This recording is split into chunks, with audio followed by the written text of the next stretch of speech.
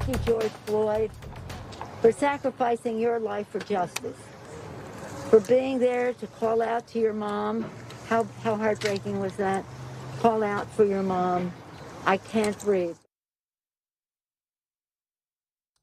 That was Speaker Nancy Pelosi thanking George Floyd for sacrificing his life. Now, Pelosi was reacting to the news that former Minneapolis police officer Derek Chauvin was convicted of second-degree murder, third-degree murder, and second-degree manslaughter. But Congresswoman AOC argued the convictions did not amount to justice. Take a listen.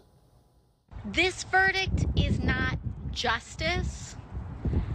Frankly, I don't even think we call it full accountability, because there are multiple officers that were there. I also don't want this moment to be framed as this system working, because it's not working. So what will make AOC happy? We don't really know. Want to bring in the founder of Red Renaissance PAC, Kim Klacik. Also with us is T.W. Shannon, the former Speaker of the Oklahoma House, and nasty syndicated talk show host Tony Katz. Kim, I want to start with Pelosi thanking George Floyd for sacrificing his life. I think a lot of people are horrified by what they witnessed on that tape for over 9 minutes. I think that there was an opportunity here for us to turn down the passions, to say that the system is working. And yet you have Nancy Pelosi, you have AOC. It almost starts to feel as if they want to keep Americans at each other's neck, when in reality we just witnessed a judicial system in many ways work the way it was intended to work, in spite of the outside interference we've seen from the politicians. No, absolutely. First of all, thank you so much for having me. But what Nancy Pelosi said was shocking. He didn't sacrifice his life, George Floyd. He died that day. And AOC saying that it's not justice, you're right. When are they going to be happy with how the system is working? But I have to point out, the system has been in place by people like Speaker Nancy Pelosi that has been on Capitol Hill for many, many decades. She is the system. So if she didn't like how it worked, maybe she should do more instead of just pandering to people to fix it. But there's one part of this conversation that we never seem to have, and that is life is about choices. George Floyd had choices that day. He did not have to take fentanyl. He did not have to commit a crime. He did not have to resist arrest. And yes, Derek Chauvin did not have to kneel on him for 9 minutes after he was already subdued and in handcuffs. But life is about choices. If you don't want to be treated like a criminal, don't be a criminal. Tony, I'll come to you. I think, again, we look at, the videotape. We have individuals, I think, across the political spectrum that were horrified. How do we get to the point where we can just say, this is what a system working looks like? How do we get people like AOC to stop pontificating when it's very clear that all she cares about is the spotlight, whether you're talking about the border issue or whether you're, and children in cages, or whether you're talking about the death of George Floyd? I think it's very important that we better define what it is we're talking about. On this panel, you have Kim and you have TW. You have yourself, Joe. I am the minority in this group, probably because I'm Jewish. It is not a conversation about race. It's a conversation about ideology. And the term you're looking for is permanent revolution. That's why Representative Ocasio-Cortez isn't happy. That's why Vice President Kamala Harris isn't happy. That's why you have so many people who will continue to say, this isn't justice. This is just the beginning. It is that you have to keep the revolution going. This is ideological.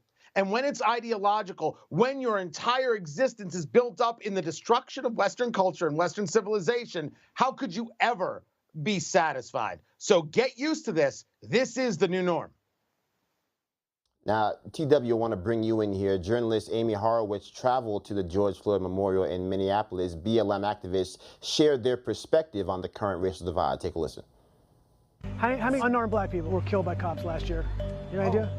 100 plus in just Minnesota? No, around the country. Oh, thousands. Unarmed black people. Thousands. Would you consider this a genocide? It's the eradication of an entire people. That's a good question, and now that I've been confronted with it, I'm going to go ahead and say it. What percent of this country are white supremacists? Say most of the country. I can't give you a number, but like... You say majority of the country? Yeah. Should we just gather up the white supremacists and do street justice? That would be ideal. So TW, look, I think we can all recognize the fact that people have real pain and real concerns, even if those concerns aren't predicated on the actual facts. How do we get these facts to align with perspective? How do we bring understanding and reality to people who feel as if the system has not treated them fairly?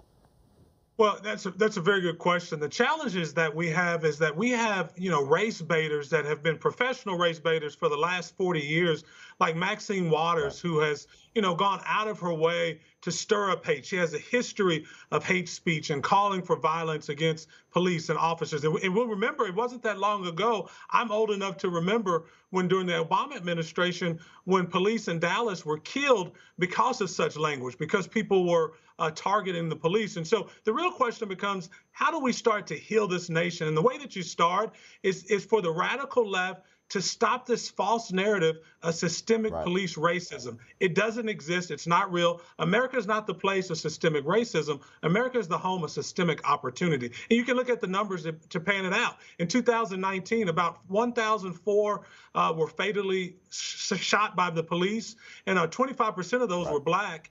And 18 and a half times police officers are more likely to be killed by black men than black men are by police officers. So this idea that there's a genocide, it's been perpetuated by the left, it's been perpetuated by the media, but it's just not true. And the challenge is it's doing two things that's really destroying the black community. Number one, it's creating a sense of hopelessness. If you tell an African-American male, I'm the father of a 12-year-old son, if I tell him every single day that this entire country is racist and there's never going to be opportunity for him, that's going to do something for his development that I'm afraid will lead down a path of destruction. But the other issue it does is it's discouraging police officers from serving. And that's the real challenge and the real scare that's affecting our community. And it's been promulgated by the left.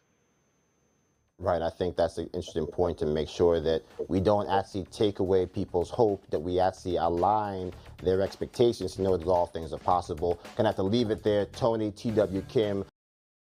Hey, I'm Rob Finnerty. Thanks for watching. If you enjoyed this video, please join the conversation in the comments below. Don't forget to subscribe, too. Hit the bell icon to be alerted to breaking news. And remember, there's a whole lot more on Newsmax TV, America's fastest growing cable news network. Newsmax TV, we're real news for real people.